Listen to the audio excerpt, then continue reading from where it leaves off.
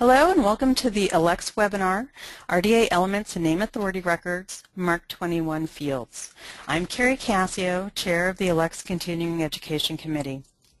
Our presenter today, Ana Cristán, is a Policy Specialist in Cooperative Cataloging Programs at the Library of Congress's Policy and Standards Division. Ana will talk about using the new or refined MARC fields to create name authority records with RDA. If you have questions for Ana, please type them into your question box on your screen. Ana will wait until the end of her presentation to answer questions. If we should go over time, she'll answer your questions offline, and all participants will receive the answers by email. Also, please note today's session will be recorded, and you will receive an email with a link to the recording and the slides shortly after the conclusion of the webinar. We don't currently have a chat function in the GoToWebinar software, so you can talk to other participants. But if you like, you can use the Twitter hashtag ALCTSCE, ALCTSCE, to talk further about today's session online. We will not be monitoring the Twitter feed during the presentation. There may be a slight delay as I now turn the presentation over to Ana.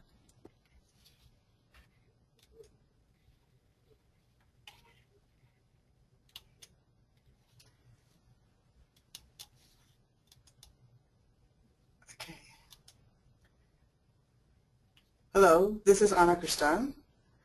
Thank you, Carrie, for the introduction, and good afternoon to everyone. Thank you for joining the ALCTS webinar on RDA Elements and Name Authority Records from the MARC-21 perspective. I will be mentioning RDA, but will not be talking about that in depth.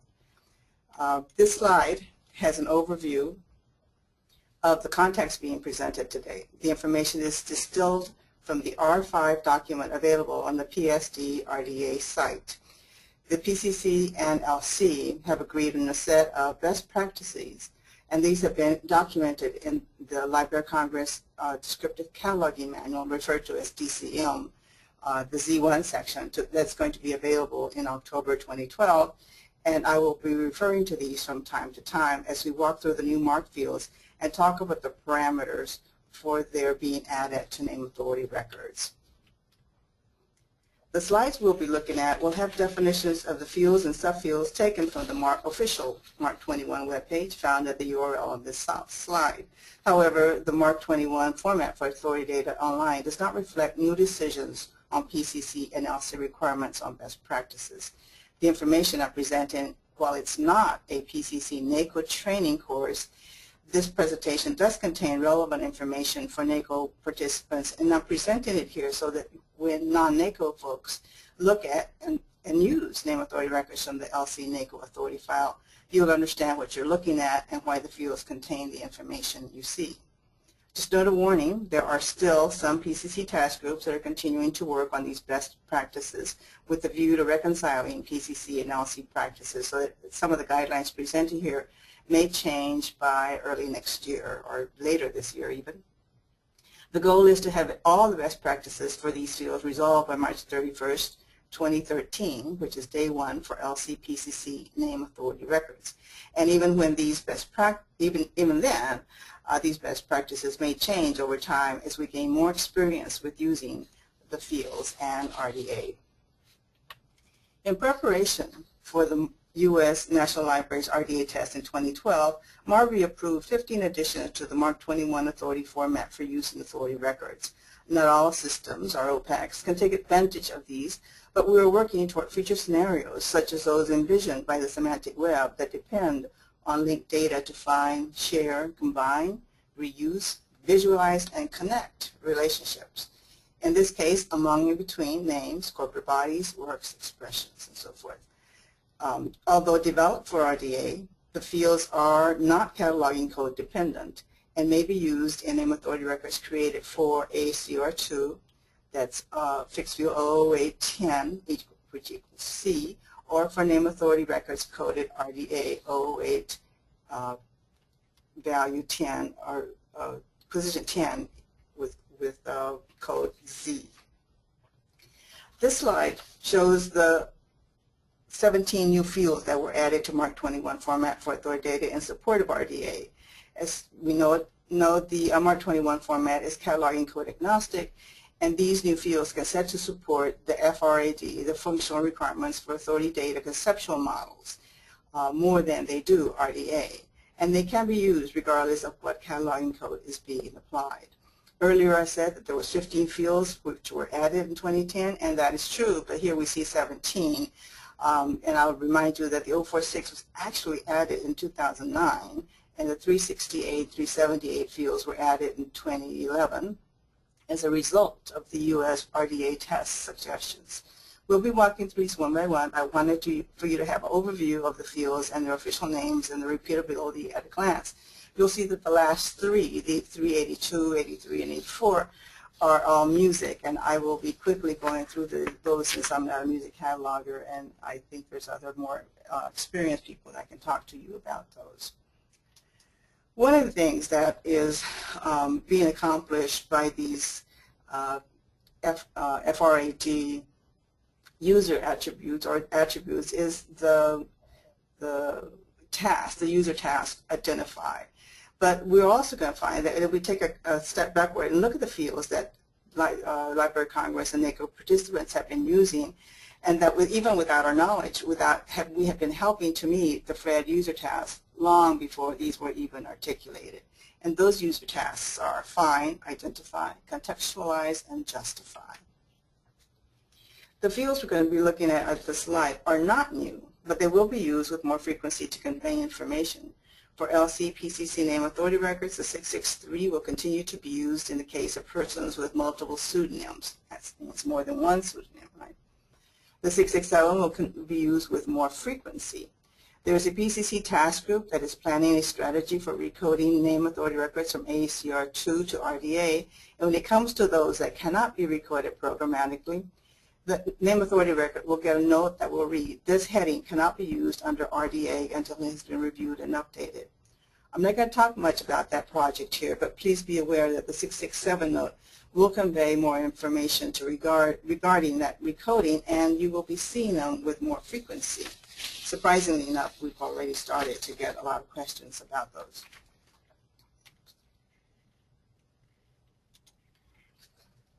The 670 and 675 will continue to be used as they currently are, and I'll talk more about the 670 in a bit, but the 678 field that Elsi stopped using in the early 1980s, we are now revitalizing because this field helps us meet the FRBR user task to identify the person, the FRAD task actually, and it is in elements in RDA. So while the 678 field is not new, we are providing a best practice by asking catalogers that when you supply the field, the information be provided in complete sentences so that the user is able to clearly understand. We want to avoid in name authority records for RDA the use of the cryptic notes that we used to use, such as B 1943 or historian or something simple like that. We'd like to have complete sentences. I do want to remind catalogers that the 678 is a field that may require maintenance over time, especially if you're including birthdays, current positions. Since people pass on or change jobs, if you include the place where a person works, this may mean that the information will be outdated. In this case, Michael Asimov was a professor at the University of California, Los Angeles. He is now at Stanford University. The PCC and LC want to caution catalogers to provide relevant information, but not a biography of the person or corporate body.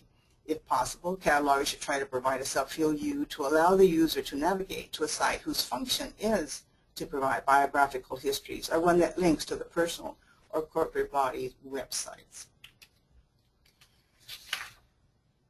Okay, there is an overview of the MARC-21 fields. Most of the slides will not include, that I'm going to be presenting, will not include 0, 4, 6, or 8 subfields to kind of save space on the slide, and because especially these last two fields are not used in authority records created or exchanged by LCPCC. I also want to remind you that the complete information of what MARC fields are allowed for exchange by LCPCC is something called the LC Supplement Guides for MARC Format for Authority Data. So we only, most of the fields have only, do not have indicators defined. There's only 2 of those that do. All except for the 046 have subfields A and B defined, and most have subfield B defined, or subfield 2 defined, but that subfield 2 sometimes changes meanings over time, depending on which field it's being used at. So be careful with that. In the 046, it's the source of date scheme, but in most other fields, it is the source of information or the source of the term. Okay. And so now we're going to look again at the fields, and a quick overlook is that these are optional fields. Even after RDA is implemented, catalogers will have the option of adding these fields or not. True to the basic tenet of the PCC and of LC administrators, we continue to try to keep the creation of NARs efficient and economical, so no research is required beyond the use of the information in hand, unless it is, of course, required by the instructions or there is a conflict with the same or similar name. So we continue with those principles. So we're going to start talking about the best practices. And one of the things that we want to do is to provide the marked fields in numerical order.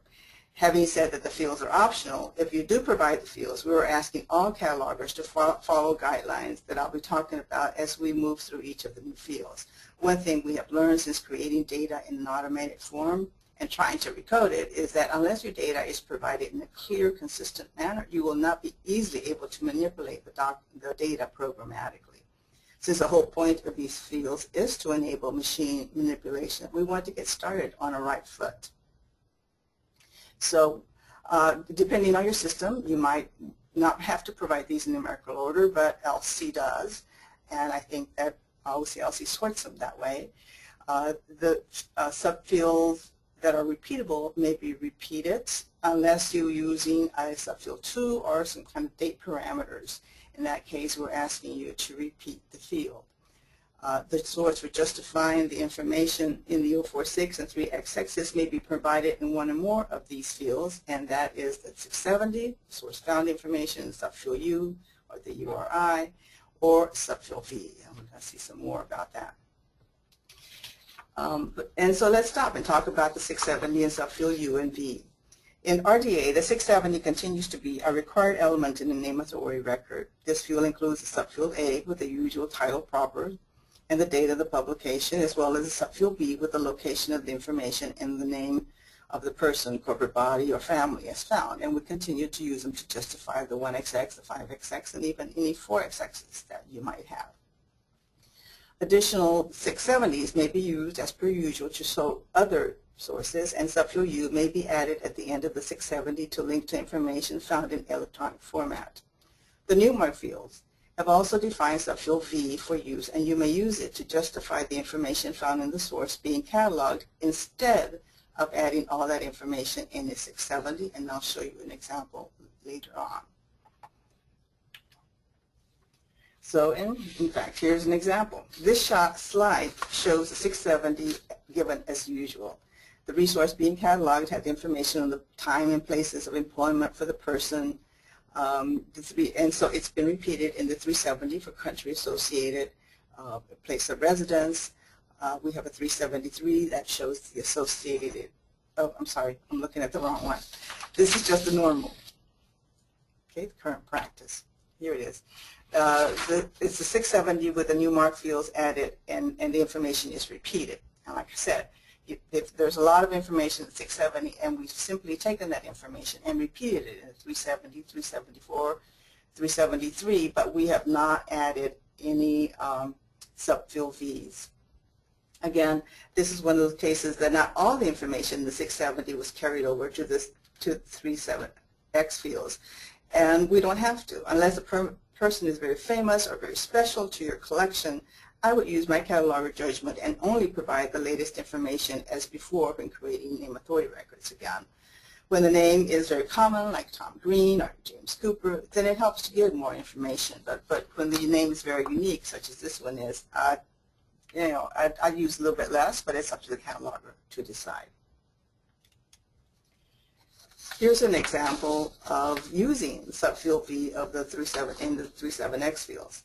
This is new for those of you that have been creating name authority records for a long time. The information in subfield B beyond the repetition of the name is no longer necessary.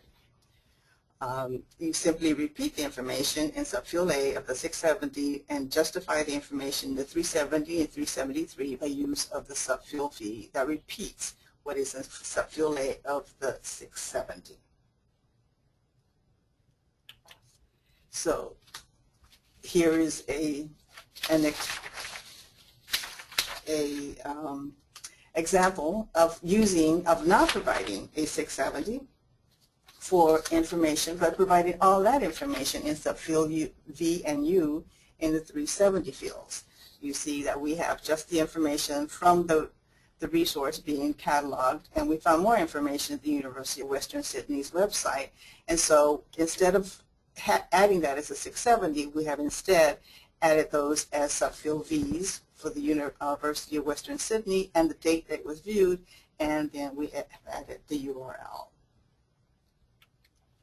So let's just recap what we've been looking at. 670s must be used in support of information used as part of the heading, 1XX, 4XX, 5XX2, 4046, 37X, 381. If the same information is already cited in the 670, no subfield V is needed. Use of subfield V if the information is not already cited in a 670, and optionally you may use subfield V even if the same information is already cited in a 670. The use of subfield U is optional, but if used, it should always be preceded by a subfield V. Okay? I hope that was clear.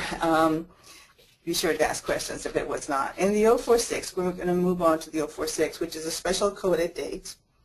These are the dates that are associated with the entity described in the records, and they include subfield F and G for a person, date of birth, date of death, and the date or range of dates for the person's period of activity, and those would go in S and T. For family, for corporate body, a date or range of dates for which a conference or a company was founded, a conference or a festival, etc., is held, or a date for which the corporate body is otherwise associated, date of establishment. For a family, a significant date associated with that family, and those would go in S and T, the start and end periods. We are also able to code for beginning or ending dates of a work or expression created. And then you have, of course, the U, V, and subfield 2. I'm providing here a slide that has the RDA instruction that asks you to fill in or to provide this information. Again, like I said, I'm not going to stop and talk about RDA and how it interacts, but that will be another session. But I just wanted you to make sure that you had that information to hand. Now, LCPS 9313 includes a chart to help catalogers with how to provide the form of the date. That form should be in the ISO 8601 format, and that is generally YYYMMDD, which is year, month, and day. If you are using the ISO 8601, that is the default, and so consequently you do not need to provide any other information, it's just subfield 2. And here's a couple of examples. If you have a single year, if you present a single year, the year, month, day, then you have the year, month, date as provided in numerical form. Then, of course, there's early AD dates and BC dates, and of course 20th century. Remember that the BC date, the year is off by 1 because there is no year 0, as is the century dates. A couple of examples. These are all pretty normal. They're taken right from the 1XX. However, the most important one is the one for Rock Havel, where there was no date in the 100. And so in this case, the information was provided probably from a 670 that was added after the fact. And you will continue to have RDA headings that will not, at the onset, have dates available, but will come available later. And that is when adding the 046 to me is very important. I think adding them out of the 100 could be easily done programmatically, retrospectively, with projects and that sort of thing. Here are some dates for corporate bodies. And again, in most cases, some of these have been added to the 110. In the case of the Rda Musical Group that formed in 1980 and broke up in 2011, again, that's kind of important information that helps identify that group. So 046 in that case, I think, is pretty important to have. Okay, when you have approximate or probable dates or something that's a bit more uncertain, then we use something called the Dtf Date Schema. It's the extended date time format, which is kind of a subset of the ISO 8601. And again, at ALCTS gives you information about that, and it gives you this little chart and tells you how to use the approximate or probable dates. So you have question mark, you add a question mark, but if you have something that's approximately, then you would be using a spacing tilde. If you have a date that's known to be 1 or 2 years, then you would have brackets. You would not have a space. You would have a comma between them, but no space. So again, things to just keep in mind. Here are some other examples of those dates, and you'll see that when we've added subfield 2, we've gone ahead and added yet a second 046 for the date that is concrete. And a little quick quiz. It's not interactive, so I'm going to just quickly mention it. It is interactive on the PowerPoint slides, so that you can use that for other training.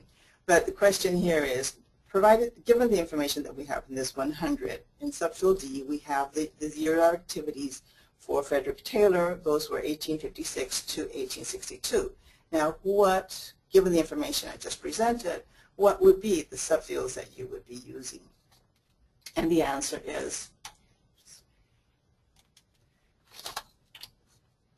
S and T, because these are dates of activities, not years of birth and death.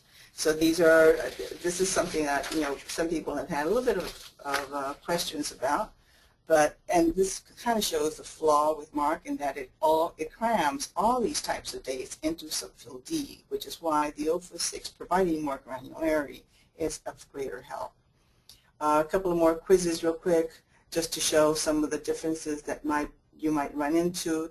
You have been creating these dates in the 100 for a long time, but to do them in the ISO format requires just a little bit of thinking, a little bit of calculating, just to remembering what those dates might be, the minus 01, minus 00 for BC dates, minus 10 for the 11th century, and a quirky little thing with the ISO is that if you only have the month and a day and a year, and you don't have a date, then you would have to fill that in with a hyphen. Another couple of little quick quizzes as to what to do with these dates, and we show that, in fact, when you're providing these approximate dates, you need to remember to add the subfield 2 for EDTF. And we have another example. But really, what I'm trying to show here is that if you're not unsure how to format these, then you may not want to use it. And quite frankly, I'm hoping that you can depend on macros or other templates or other helps to fill this in. I know that Gary Strawn at Northwestern is working on developing a little macro to calculate these dates for you. And we're hoping that the PCC Standing Committee on Automation will also be looking into making these macros available for you to use, and we of course share them with everyone. Okay, that's one of the most important fields, and here's another field that's new. It's 336, the content type. This is kind of related to the one that we have in bibliographic records. It has very few subfields, just A, B, and 2, and this is the form of communication through which a work is expressed. This means that this field is only used for expressions. That's important to remember. It enables expression of content types from various lists when the authority is for a title or a name title with expression attributes added. This is the MARC, or not the MARC, the Rda instruction number. And something new that some of you may not have heard, PCC has agreed that this field should not be used until the PCC task group has issued final recommendations on best practices for this field. Okay, you would have, if for others that are not PCC or reliant on these best practices, you use a content type terms from Rda Chapter Instruction 6.9, and you use subfield 2 to note the source of the term, whether it's, and it's generally Rda content, the same as in your bib record. You do not repeat subfield A, you would repeat 336 field, that's an LC PCC best practice, and they're only used for expressions, not for works. Okay. The 368 is states that word, phrase, or abbreviation indicating incorporation or legal status of a corporate body or any term serving to differentiate body from other corporate bodies, and that's what may be used in this particular field: the type of corporate body, the type of jurisdiction, other designation, and where you took the term from. Here is the Rda instruction. And so you would use a suitable or appropriate term designation for a corporate body. And here's a little disconnect. Rda actually says that you must record the type of jurisdiction for other than a city or town unless there is an equivalent term. MARC 21 has no such restrictions. When I first saw this field, I was really excited because I thought, you know, here we're going to be able to use things like neighborhoods, you know, city sections, or city, the city of which we don't normally add in the 151 or the 110s, whenever we're providing those. But according to Rda, that really is not desirable. However, I have seen those come through, and we have gone ahead and used the MARC definition, and we will be fixing up Rda to allow for something below the city level. There's some other examples there. Now, the 370, this is a place associated with a person. Okay, we have a place of birth, place of death, associated country, place of residence or headquarters, other associated place, place of origin of work, start, end periods, and so forth.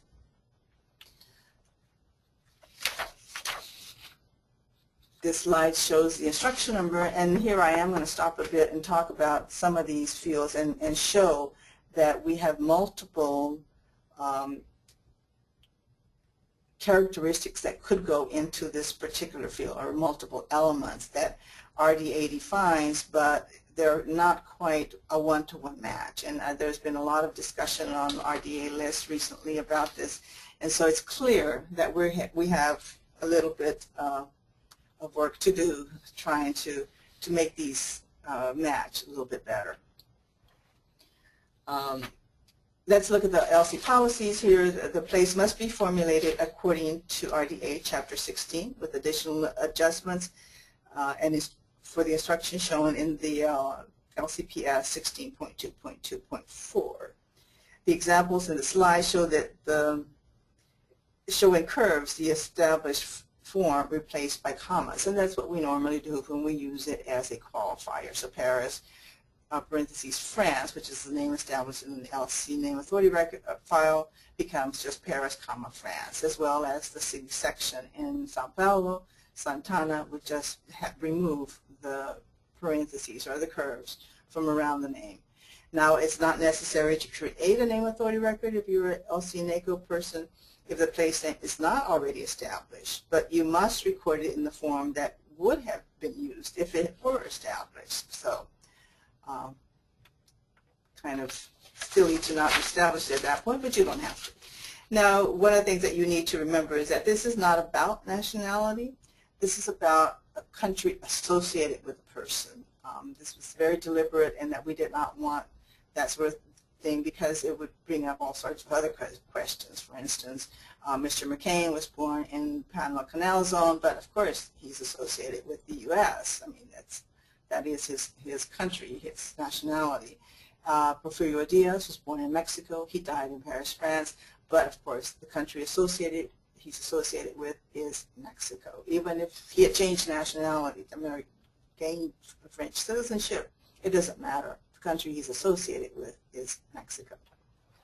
Okay, the 371, the address should be included only when an address is applied in the source or is readily available. this is broken down into the address. It has its own subfield for the city, its own subfield C for the intermediate jurisdiction, the state, subfield D for the country, postal code, electronic mail address, and so forth, and start and end periods for when people lived in a certain place or a certain address. This information can be taken from any source so long as it is public and can be given in the form found. So in this case, it's not necessary to structure according to Chapter 16 or Chapter 23 if you're quoting for an AACR2. And this means that, yeah, so you can use postal abbreviations for the states. Here is the RDA instruction for that. And each address is recorded in a separate 371 field. For a person, it's the address of a person's place of residence, business or employer, email or internet address. For a corporate body, the address of the corporate body's headquarters or offices, or an email or internet address for the body. Field 3, there is a distinction that we are concerned about people making between the 371 and the 370. The 370, the place, includes information about places associated with the person, country, or corporate body, etc.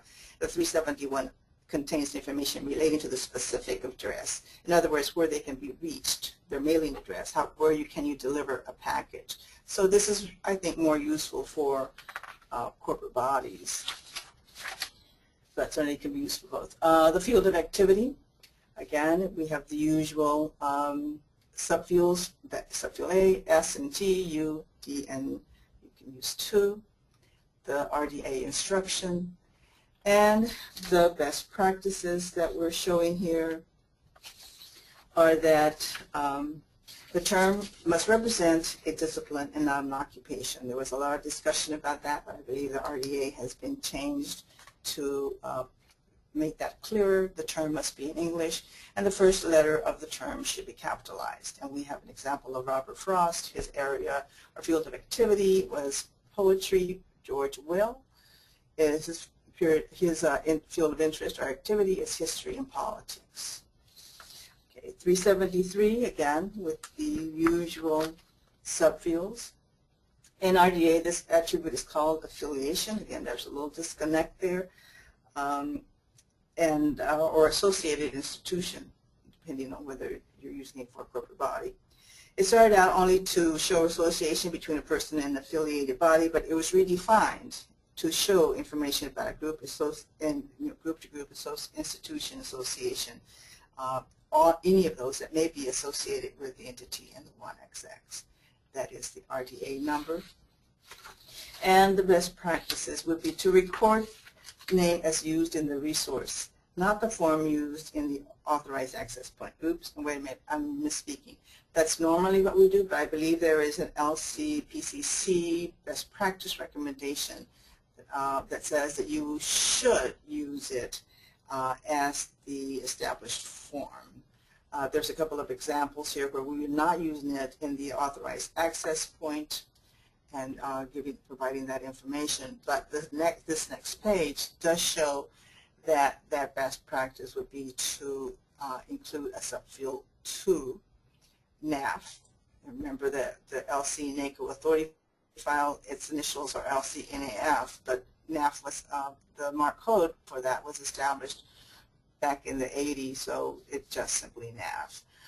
But LCPCC does recommend that you use the name as it's established. Okay, the 374 for occupation.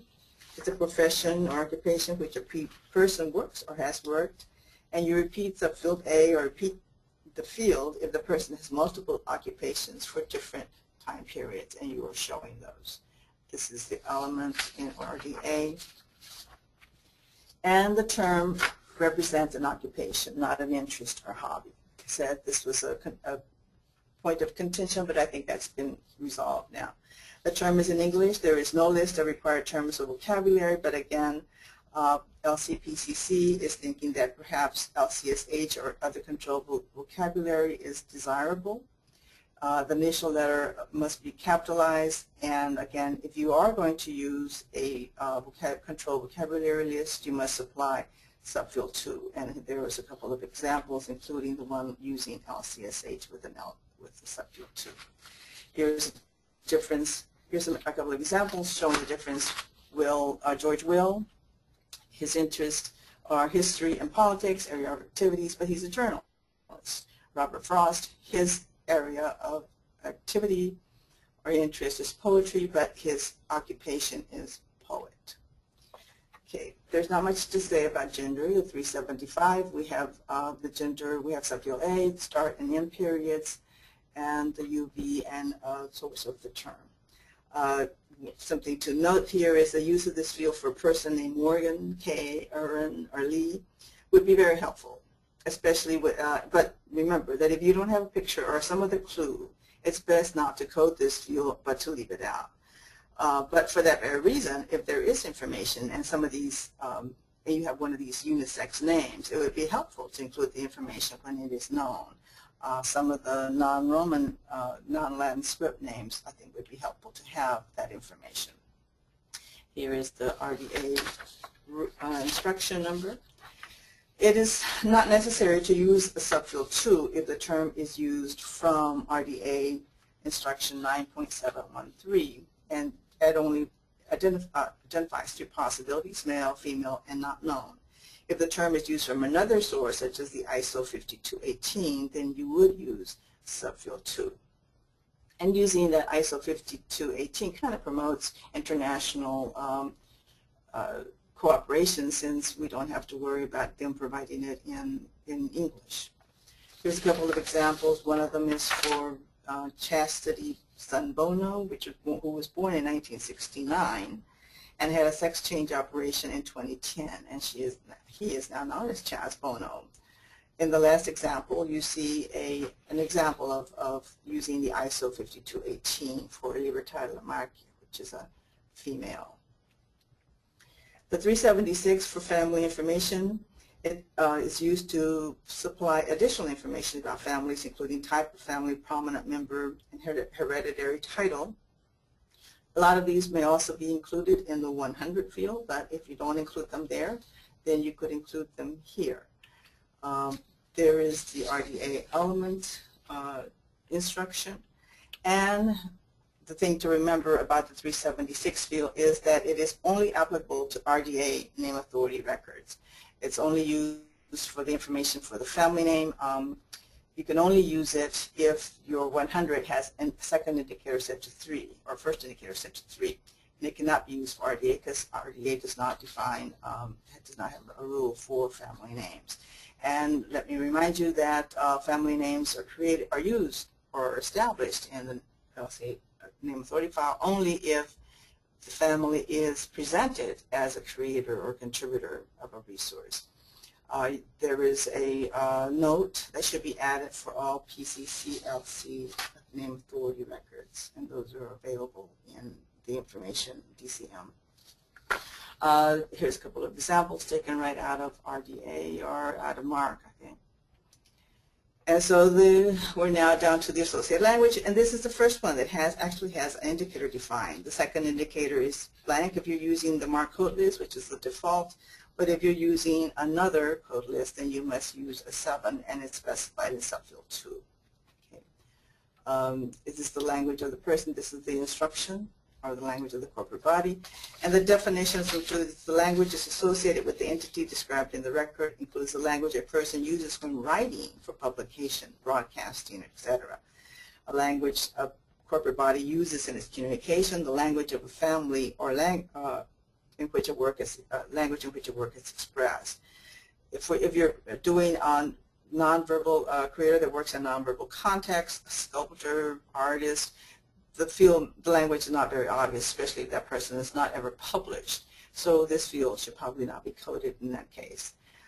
So bottom line is it's not about the language the person speaks or notes, but for which there are published resources. Okay. If the language code is taken from a language other than the MARC language code, the second indicator set 7 and subfield 2 contains the source of the code. There's a couple of examples. The fuller form of name, note that this field does not have a subfield A defined. Instead, the first subfield that can be used is subfield Q, and that mimics the subfield in the 100 defined for this use. There's the Rda Element Instruction, and here's a couple of examples. And remember that if you are cataloging Rda, especially for LC and NACO, we are not systematically supplying these fuller forms of names, even if there is an initial. That was a decision that was made after the RDA test. There was quite a bit of pushback on those, so we have decided to take this tack for the time being. So we'll see how that works. The 380, this is a form of work, can only be 380 can only be used for works. Subfield A, subfield 0, and 2. Okay, subfield 0 we probably are not going to use right now, but it could be used in the future. And here is the Rda instruction. And this is a class or genre to which a work belongs. It may be used to differentiate away from another with the same title. First letter is capitalized, and you have some examples. For Calderón de la Barca, the La Vida es Sueño, play is very important. For the other two, those former works are already in the 1XX, so it's not as, you're repeating it, but again, it does help machine matching. Currently, there is no control vocabulary, but we think that eventually we'll be able to use the LC genre form to help us with these. And so in that case, we probably need to identify that with the subfield 2. The 381 are other distinguishing characteristics of a work or expression, and we have this is the Rda instruction, and the definition is any characteristic that is not accommodated in a special field that serves to characterize a work or expression. Examples can be instrument bodies, arranged statement of music, or version, and it may be used to differentiate a work from another work with the same title. And here's some examples. Harlow is a motion picture that was been redone several times. This is the one done in 1965. The director was Douglas. So that can be added. Notice that Douglas, you don't have to have the full name of the person. That's simply the name that can be used. And the other is an attribute of a work, 381. And however, in the second, the Debussy example, we are stating that a distinguishing characteristic is that it's arranged, so it's an attribute of an expression. The 382, medium of performance, is one that was recently updated, and we're asking folks not to use these indicators. This is one of the fields that does have indicators. And right now, the only one that is allowed, subfield that is available for use is subfield A, I believe.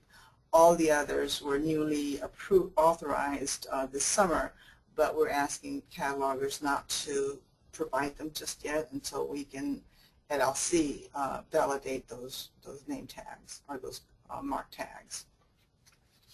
There's the Rda instruction, and here's a couple of examples and the definition. It's the instrument, vocal, and or other medium of performance which a musical work was originally conceived or which a musical expression is written or performed. It may be used to differentiate musical work from another with the same title. Like I said, I'm not a music cataloger, so I'm not going to go a lot through these. Just going to present them. Here is the 383, the numeric designation of a musical work. And so you have the subfields, the Rda instruction, and the definition. And like I said, I'm not going to dwell on these because I don't want to misspeak. So I would prefer that those of you that are music catalogers rely on your music colleagues and the music NACO trainers to better understand what you're looking at.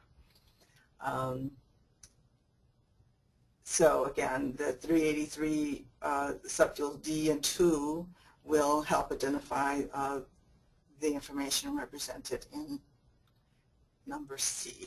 Okay, and here's one last one. And again, I'm going to skip through this pretty fast because I know not what of which I speak. So that's my presentation. Thank you very much. And let's see if we have any questions. Thanks, Ana. If anybody does have questions, you can type them into the questions box and we'll try to answer them.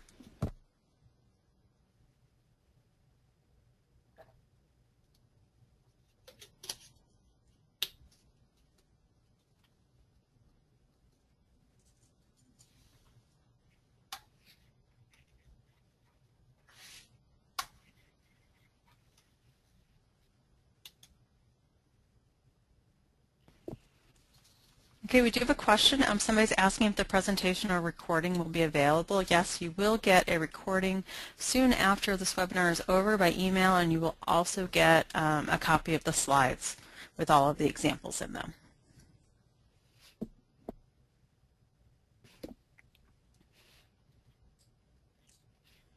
Okay, will we need to download RDA name authority records to replace the AA02 ones we already have? When should we begin to do this? Interesting question. We have already begun to emanate RDA records since 2010. The people that were involved in the test were already began to create RDA name authority records, and all of those, I'm not sure exactly whether you're creating duplicate ones for the ones that are already in the LC name authority file or NACO authority file, or I'm not sure what exactly the nature of your setting is. But if you're getting them from a vendor, vendors are already supplying those. And they're of course in the OCLC authority file. Sky River is already providing those. So these you should already have some if you're getting them through the normal channels. Normal being very loaded word there, but you should already have those. I'm not sure that answers the question, but.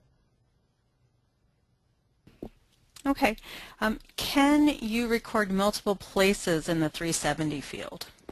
Yes, of course. You can record multiple places. There is an example in the MARC format that shows different places associated with where Ernest Hemingway lived. He lived in Cuba. He lived in Key West. He lived in Utah. He lived in Paris. So yes, of course, you could, and you can also assign dates for when that person lived there. And there's another question that might tie into that, if there are examples of other associated places that you can offer for its usage. Examples of other associated places that I can, well, it's wherever somebody was born, wherever somebody died, the country, which is always at the country level, where somebody lived. Like I said, Ernest Hemingway, having lived in Cuba, having lived in Key West, having lived in Paris. Other associated places. This might be, for instance, Mr. Romney, who was born in, I forget, was it Wisconsin or Michigan, but yet he was governor of Massachusetts. So that's kind of like an other associated place. That sort of thing.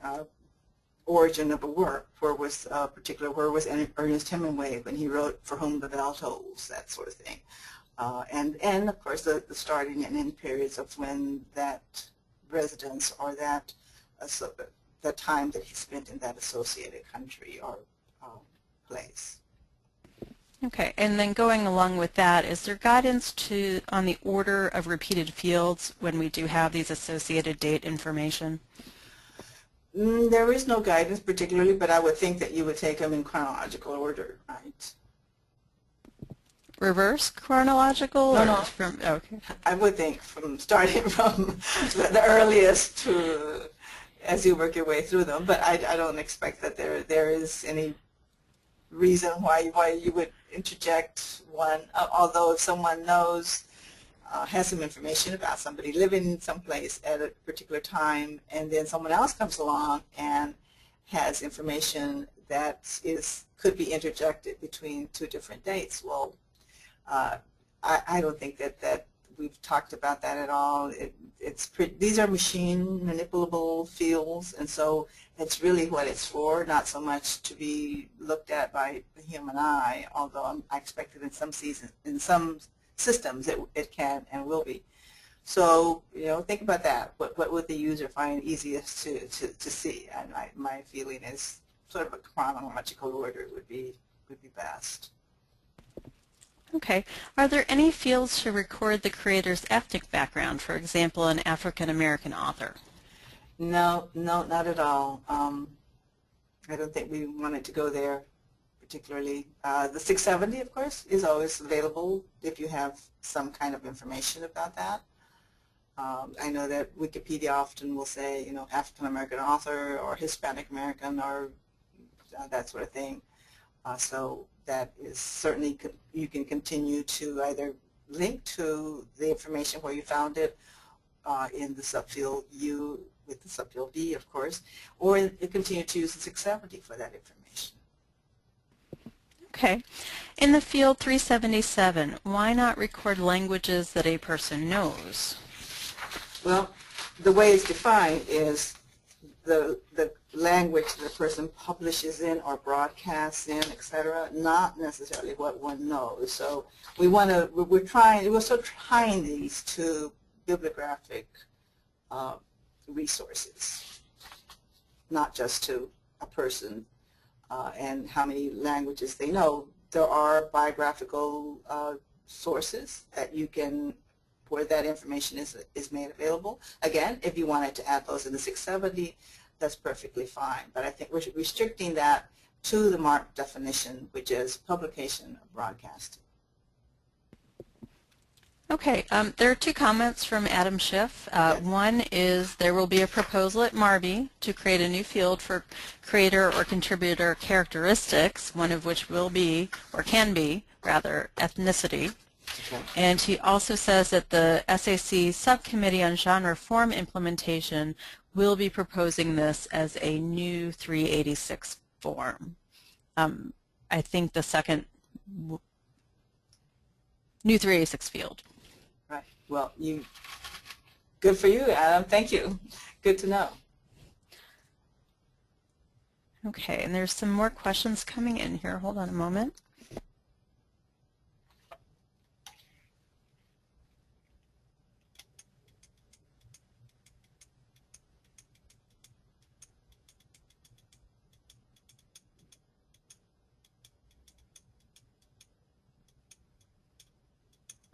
And we do still have a few more minutes, so please, if you have questions, put them through.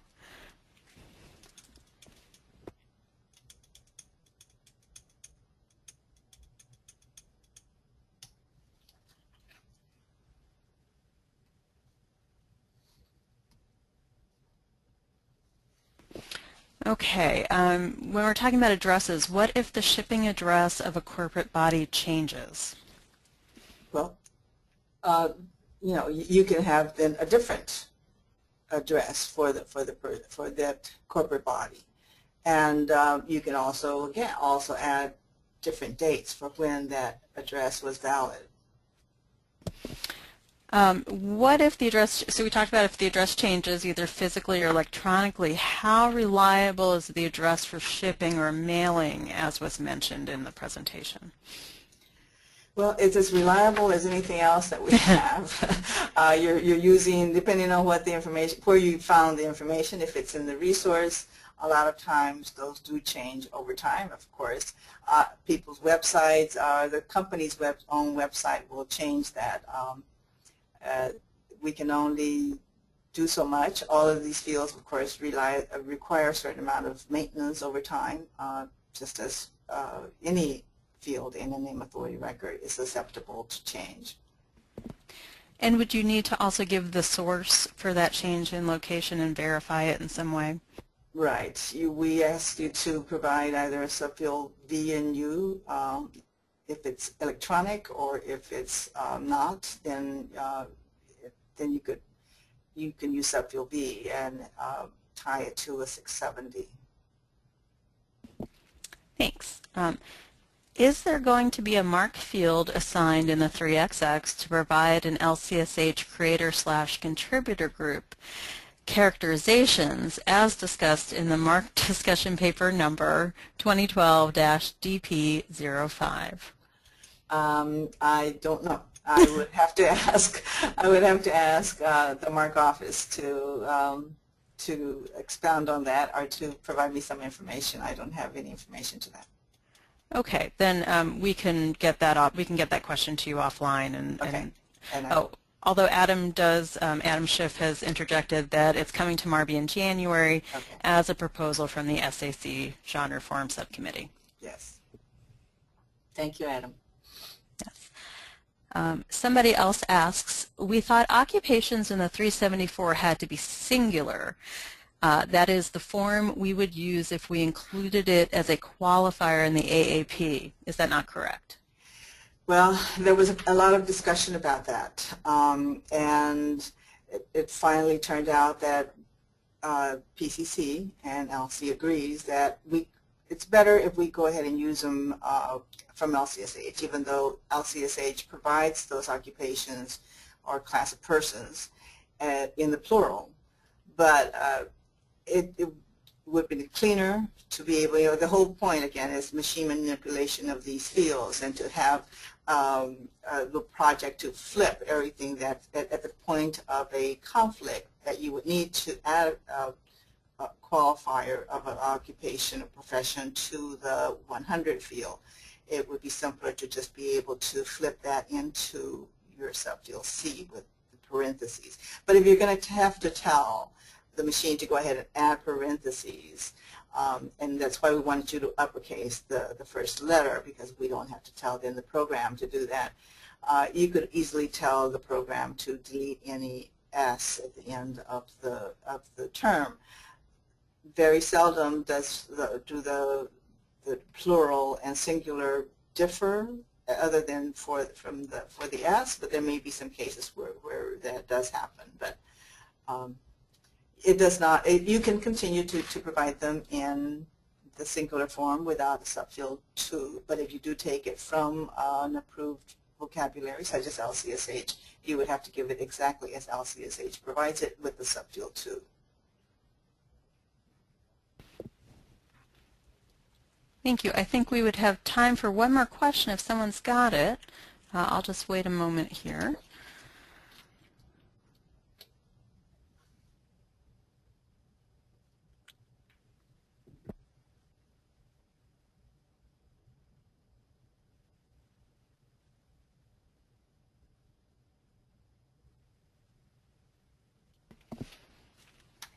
Okay, I think it's probably time to wrap up then. Thank you, Ana. That was really great advice for creating name authority records with RDA elements. Well, thank you. Thank you, everyone, for listening. Sure. I would also like to thank all of our attendees. We hope that you found today's session useful. You'll soon receive a short online evaluation form after the session today. Please take a few minutes to respond to the questions and return the form to us, as your comments are a help to the ALCTS Continuing Education Committee as we plan new offerings. Information about all ALCTS Continuing Education offerings can be found on the ALCTS homepage under Online Learning. We're also building our 2013 calendar. Any suggestions for webinars and other continuing educational opportunities are welcome at any time. You can contact me directly, Carrie Cassio, as the chair of the committee, or you can submit a proposal for a webinar using our online form on the ALCTS website. We do have some upcoming webinars, of course more of the RDA series. There are some web courses. The next couple of sessions are full, but there are some openings that are starting in October and November. And next week we will be having another free e-forum on the topic of publishing with ALCTS. I'd like to thank the ALCTS Cataloging and Metadata Management Sections RDA Planning and Training Task Force for stewarding the RDA webinar series. I'd also like to thank Aping Chen Gaffney and Julie Reese and Vicki Grzycki for providing technical support for today's webinar. Our technical support experts make it possible for us to present these webinars smoothly. Thank you for joining us this afternoon, and we hope you'll participate in other ALCTS continuing education events in the future. Thank you.